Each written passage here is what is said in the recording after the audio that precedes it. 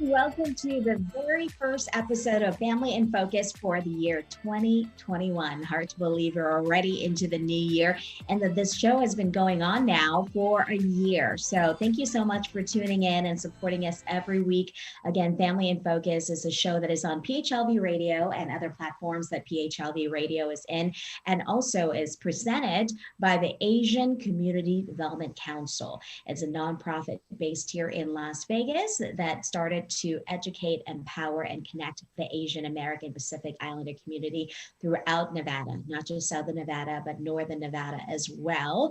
And because of that, we wanted to start a new year for people who may have not been that familiar with ACDC and what it does for the community. We wanted to kind of highlight that for the very first show of the year. So for our guest today, I'm so honored to have the founder and executive director of ACDC here with us today. Vida, Happy New Year. Thanks for joining us today. Happy New Year. Thank you for having me.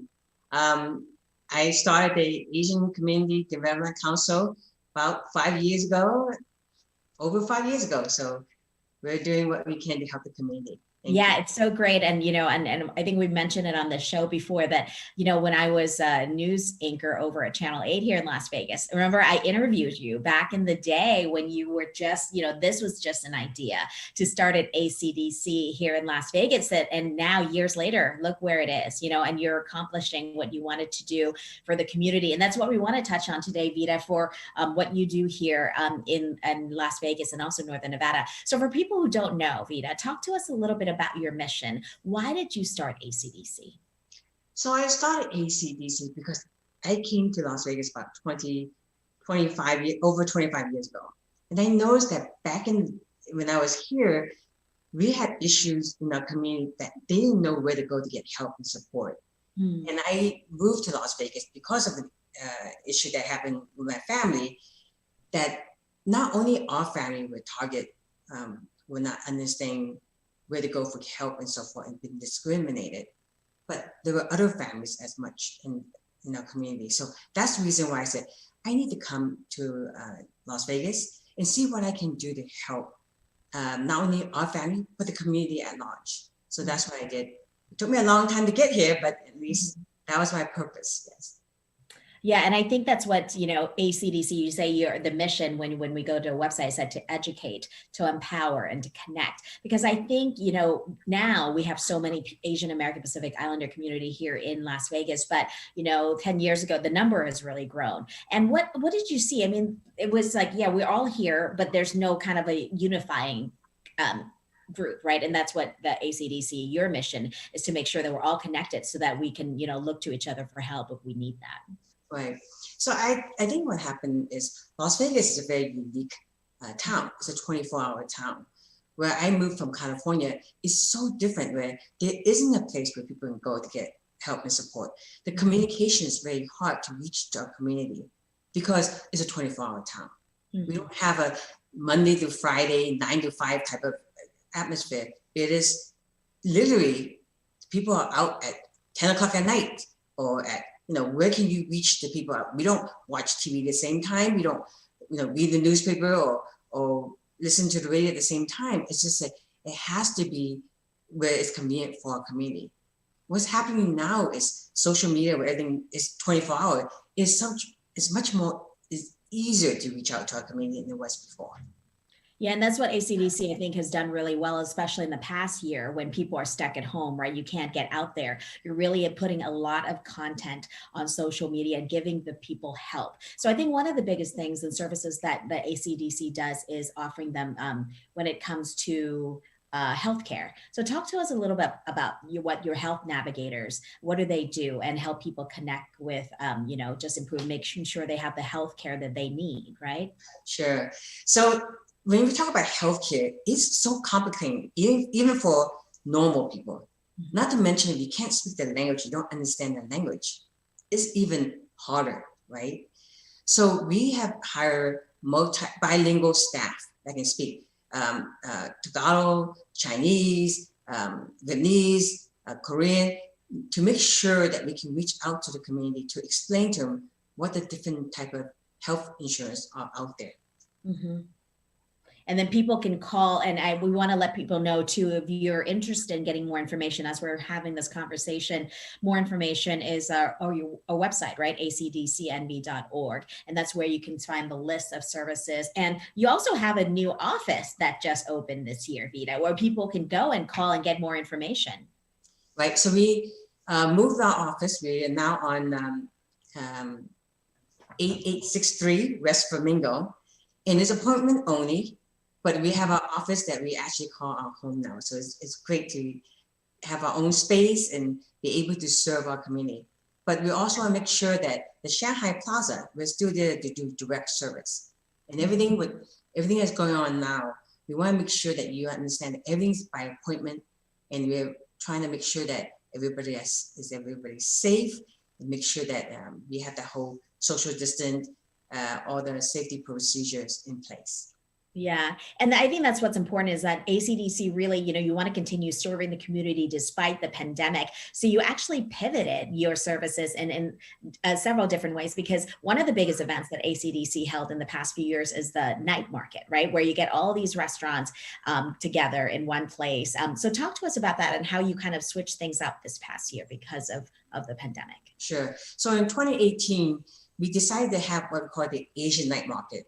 And everyone's been to an Asian night market where the local restaurants and business come out, and services and other retail that they have. Mm-hmm. We would then have a stage to show performances and talk about what's happening in our community and how to get, most important, to have our voices be heard and get out the vote and register the people to vote, right? So it's the Asian night market. We had it at one of the hospital's parking lot, and he was very nice to give us a space. And I said, okay, how many people do you expect? Oh, maybe 1,000 people, the most, maybe 500 to 1,000. It's our first year, so we're not sure, right? Nice. And our first year in 2018, the parking lot was full. We had over 6,000 people that attended. Wow. We were not prepared, of course. Right, so in 2019, we decided to close 6 blocks, have, better control, and have people, be able to come in, enlarge it, and have a safer environment, right? So people, when they come through, they do get checked. They do make sure that the bags are checked to make sure there's nothing that would cause any harm, right? Mm-hmm. And have people come in. But at that event, we had over 10,000 people that showed up. Wow. And the rate to get in was like 40 minutes to 45 minutes to get in. So we know that the Asian night market is when we bring people together when it comes to food and culture, is when the people come out. But this is also a time that we can communicate and help the small business, the local restaurants and so forth, to make sure that they're out there and service for our community as a whole. Yeah. And I know this past year, we want to show some pictures here of Asian Restaurant Week, because we came up with that because, with the night market, with the pandemic, it was just impossible to keep it safe, right? So talk to us a little about the Asian Restaurant Week, because this way we can still highlight and help all these restaurants and businesses here in town. So this year we decided to do the Asian Restaurant Week. We picked the vendors that was part of the Asian night market. We have them do a special for 1 week of what their special that week for clients to come in to either do curbside pickup or whatever the issue might be. And each of them, when they come in, that mention as a register, will get a bag full of goodies to talk about, how important it is to get out the vote, to fill out the census, and also the health navigator to help them navigate the health insurance. But this is a way for us to give information out to our community and help the local restaurant at the same time.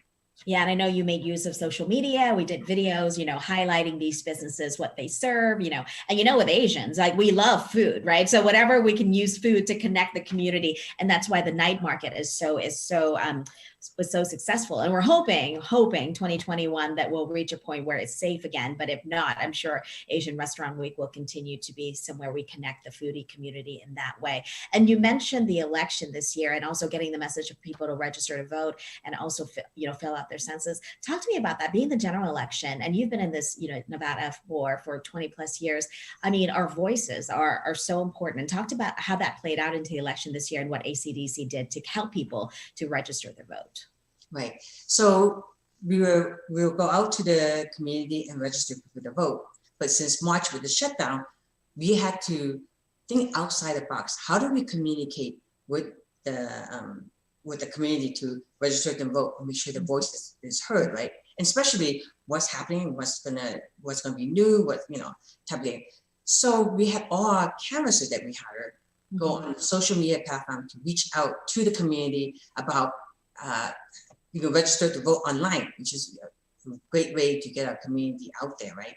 To think about how their voice is important, and also to remind them that their voice is still important, right? And that pivots to the whole idea of the census. Now, the census comes every 10 years, but our community don't really understand what the census is about. They don't understand the census bring money to our community, right? Without the data that we show, without the 2000 data, the 2010 data, and the 2020 data that's coming up, they can't understand how our community has grown.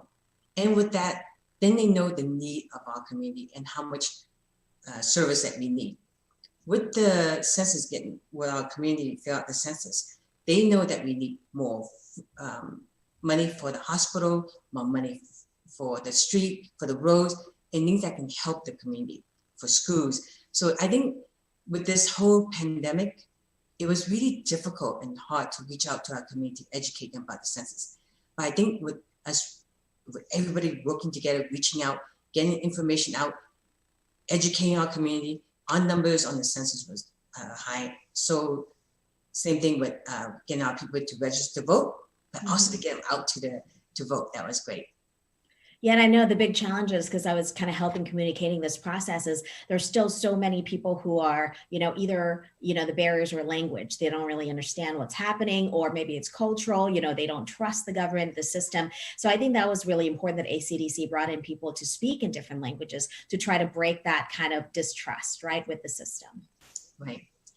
Yes, we're definitely we're the go-to reach out. When the school got started, they also want to make sure we had a different language to make sure the kids were enrolled in school virtually and how that's done, right? Yeah. Which also reach out to other services that we had too. Yeah, no, and I think, that is so useful, because, I'm helping to help with maybe translate some of the people in the Thai community, and even then a lot of people may speak English, but they still feel like they don't trust people who maybe don't come from Thailand or don't speak the same language. And that's why I think ACDC has done such a great job of, representing people in so many different community groups to help with that, because that connection is so, especially with the pandemic. Talk to me a little bit about that, because I'm sure you hear from people for the community who've been affected, be it with financially, lost their job, lost their income. But, people have this kind of myth that Asian Americans aren't as impacted. And we found out that wasn't the case, right? Right. And now it's very true. Everybody thinks, oh, the Asian doesn't need any help. They do, they take care of our own, is what I've heard, right? So with the pandemic, what we were lucky to get the Esperanza grant, which is the cash assistance grant to help our community with that. We also did what we did was a food distribution that we did in Chinatown. And I had no idea that we went during the distribution in Chinatown, that we gave over 1,000 food to the community. And people think that we don't need that support help. They have no idea. And when we had it in October, the cars were lined up, blocking the streets, trying to get food for the community. What we also did was also included the flu shots. So when you can drive through, you get your flu shots, or when we had at Shanghai Plaza.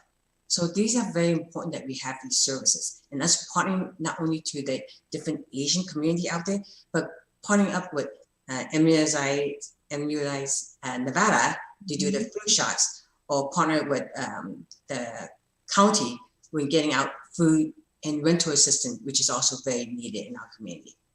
Right. And I think, these kind of services, Vida, are just so essential year round. But I think when we're in the middle of pandemic, that's kind of highlight, right? How much the needs are out there. And, we were out there for that food distribution. You just saw the pictures. I mean, cars were lined up for hours, right? Even before. Were you surprised at just how many people turn out for that? I was totally surprised. I thought our community wouldn't come out because they're a little bit, it's a culture thing, right? It's really a lot of pride. Yes, it's a lot of pride, ask for help and so forth. So I think that kind of opens the door, but then we continue doing that type of service in the next couple of months. knowing that that was needed. Also helping with rapid housing, that was also needed too. So we're lucky to get that grant to help our community. Yeah, and just getting the community support to help ACDC has just been so critical. And to have I know we had Susie Lee and different political people out here to support us, because they know kind of the impact that Asian Americans have on this community, which I think is really important to highlight as well. Right, having Jackie Rosen there, and also Commissioner Justin Jones. Yeah. Knowing that, this is and they were out there getting milk to the cars and getting food to the cars too. So it's really a sense of, our community, when we're asking for support and help, right? But it's really hard for them to ask for help. So when we do give them that, we give them hope, and that they're not forgotten, or they're not unimportant, right? So that was really important to be able to do something like this, right? It's personal for you, Vida, because I know you wanted to help your family, but especially this past year, we really saw how, with discrimination, right? Like towards Asian American owned businesses because of the pandemic, and that how it affected the community in that way. And I'm sure part of your, big part of your mission is to create this better understanding of the AAPI community and what we're about. And I know you've been part, with the diversity panel with Channel 13, you've been part of that. It's just trying to create a message that, an accurate picture of what the Asian American population is like here. Right. And I think, in the beginning, when it's about in February or March, the Asian was target, where they wouldn't go to the restaurants, or they wouldn't, when they saw an Asian person, they thought that they would get the disease from us. And, and it was really hard to go through that part, right? So, helping the Asian restaurants and business in the beginning by featuring them and talking about them, getting them out there, that really made a difference, to get it, to get people to not be afraid, but to educate and say, hey, we're affected. And when you talk about the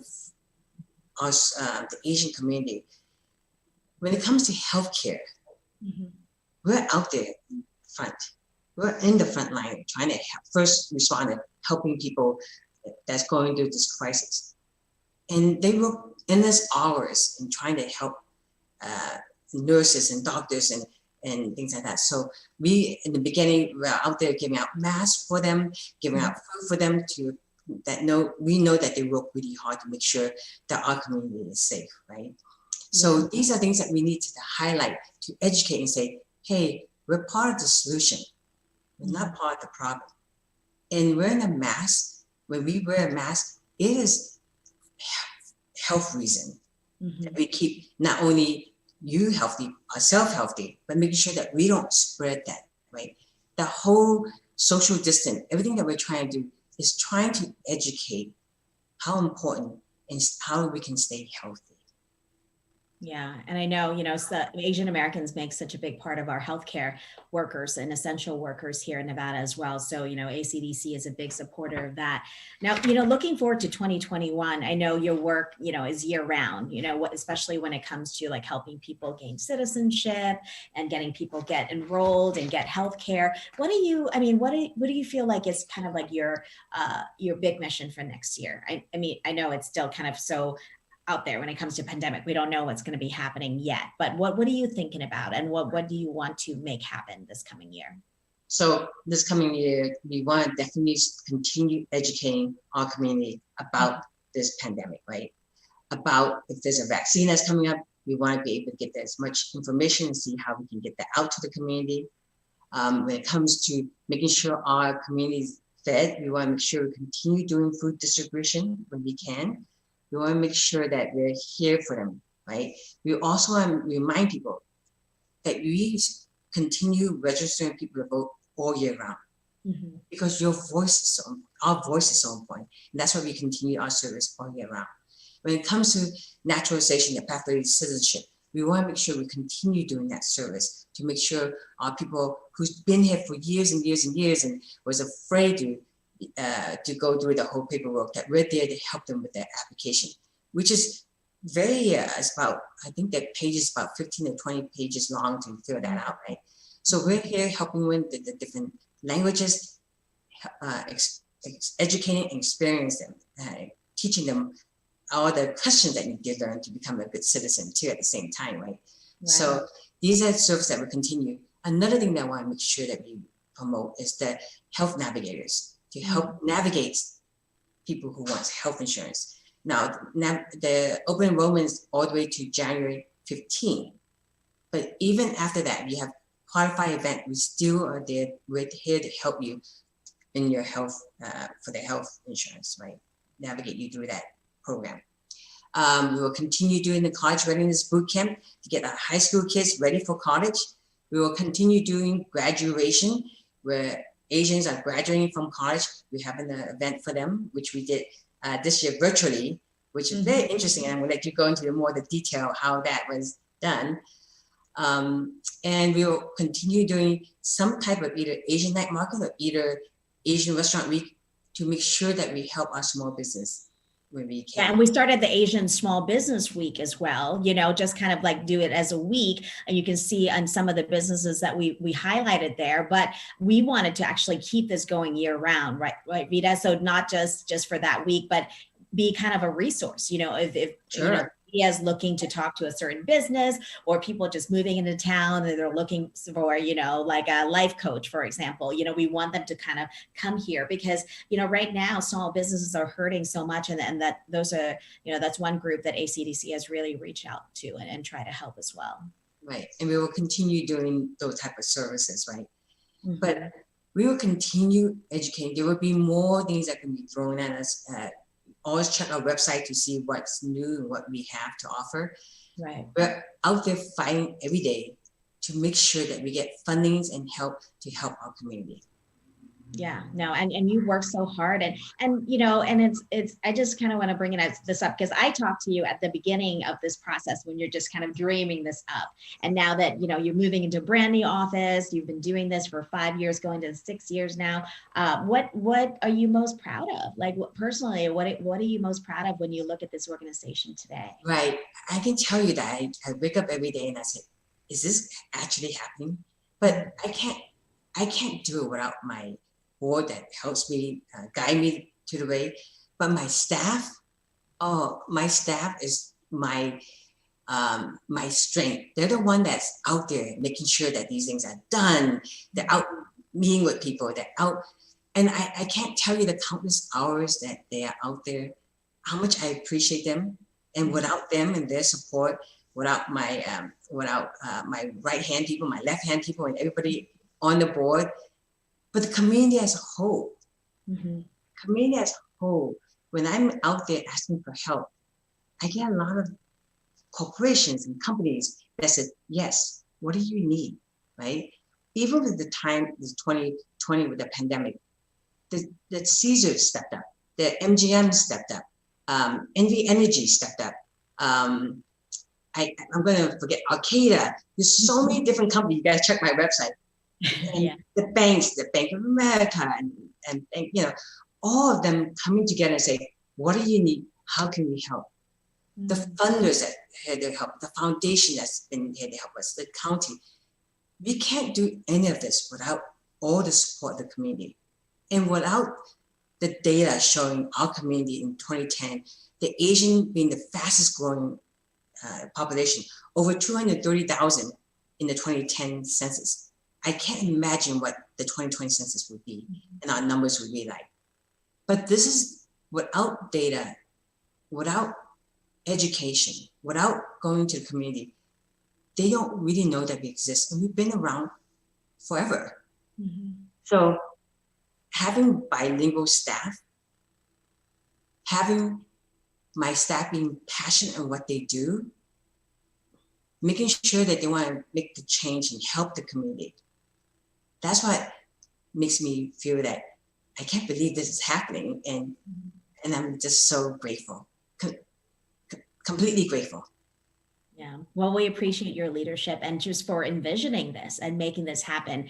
And I think we speak for, all Asian American Pacific Islander community here in Las Vegas that keeps on growing. People keep moving here and they keep wanting to be part of this community, not just here in Las Vegas, but also in Northern Nevada as well. So what's your goal? Do you have a wish list for next year? Anything you want to accomplish, like your number one goal? Well, my number one goal is trying to get a clinic opened up, right, for our community. So that's definitely what I do. And I gotta, and I know she doesn't like this, but I gotta mention that the Cultural Foundation really helped us by giving us this vision of doing something like this for our community. And it started with the census. With the numbers that we have and show how fast our population grows, not only in Nevada, but all over the United States. Someone that believes in us and invests with us. This is what we can do to help our community. We need to know how, in continuing, what we can do to help.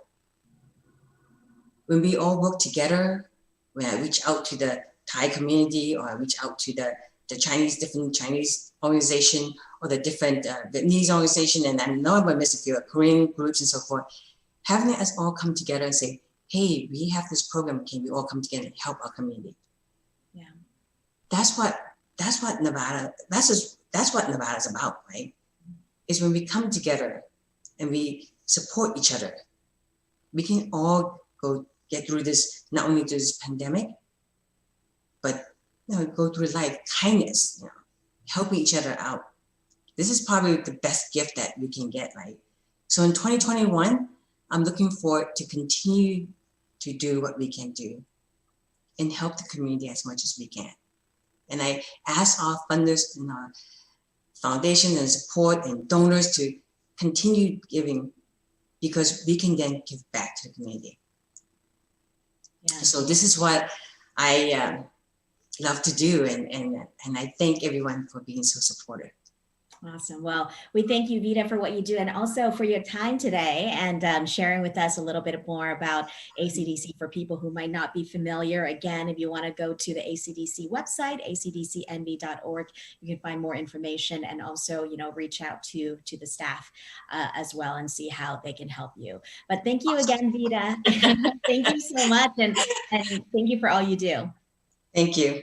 Awesome. Well, thank you for watching this first episode of Family in Focus for 2021. We'll be back every Monday at noon. So we'll see you then. Have a great day and have a great year.